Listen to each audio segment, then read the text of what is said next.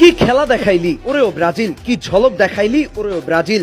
সারা পৃথিবী অবাক তাকিয়ে রইল। ভিনি, ক্যাসিমিরো, মার্টিনেলিদের দুর্দান্ত পারফরমেন্সে ব্রাজিল চলে গেল কোয়ার্টার ফাইনালে।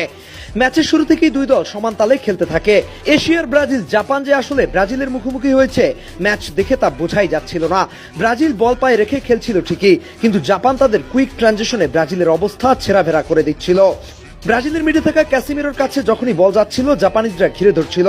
ব্রাজিল কোচ কার্লো আনচেলত্তি স্কটল্যান্ডের সাথে যে প্ল্যান করে মাঠে নেমেছিল আজ সেটাই শুরু থেকে করলেন। কুনহাকে ফলস নাইনে রেখে ভিনি আর রায়ানকে দুই প্রান্তে রাখলেন। স্কটল্যান্ডের ম্যাচে এই কৌশলের ফলে ফলস নাইন হিসেবে যখনই কুনহা পিছিয়ে যেতেন তখনই তাকে মার করতেন একজন ডিফেন্ডার, তার সাথে এঙ্গেজ হয়ে যেতেন আর ফাঁকা স্পেস তৈরি হতো ভিনির জন্য। কিন্তু জাপানিজ কোচ আজ এখানেই মুলসিয়ানা দেখালেন। কুনহা পিছিয়ে যাচ্ছিলেন ঠিকই, কিন্তু জাপানিজ কেউ তাকে মার করতে যাচ্ছিল না। উল্টো বল যখন ক্যাসিমিরোর কাছে যাচ্ছিল তাকে আল্ট্রা লেভেলের চার্জ করে তার থেকে বল ছিনিয়ে আনছিল, যার ফলে ক্যাসিমিরোকেও আজ শুরু থেকে খুব স্লো লাগছিল। এরপরে আবার কার্ড খেয়ে বেচারা চাপে পড়ে গেছিল আর্লি স্টেজে, আরেকটা ইয়েলো হলেই রেড কার্ড। মাঠে থাকা আরেক খেলোয়াড় পাকেতা শুরুতেই পায়ের পেশিতে টান খেয়ে কোনো ক্রিয়েটিভ পাস বা কুইক মুভমেন্টে নিজেকে ব্যস্ত রাখতে পারছিলেন না। এরই মাঝে ঘটে গেল এক কাণ্ড। কাউন্টার অ্যাটাকের আশায় ফাঁদ পেতে বসে থাকা জাপান পেয়ে গেল এক বিরাট সুযোগ। মিডফিল্ডে দানিলোর এক ভুলে বল চলে যায় জাপানিজ খেলোয়াড় সানোর কাছে।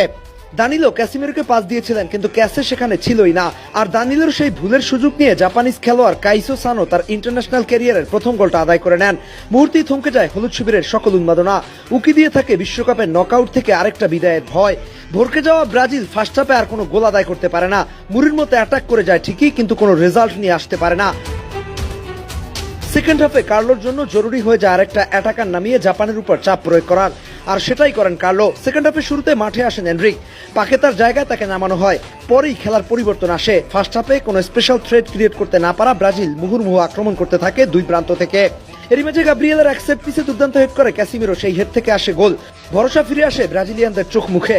ফুটবলারদের মাথা থেকে সরে যায় চাপ। দুর্দান্ত ফুটবল খেলতে শুরু করেন ভিনিসিয়াস জুনিয়র।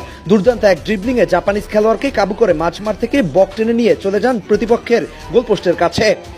ডান পায়ে ফ্লিক করে জাপানের জালে প্রায় ঢুকিয়ে দিয়েছিলেন বল, কিন্তু জাপানিজ গোলকিপার সুজুকি কোন রকমের আঙুল ছুঁয়ে বাঁচিয়ে দেন জাপানকে।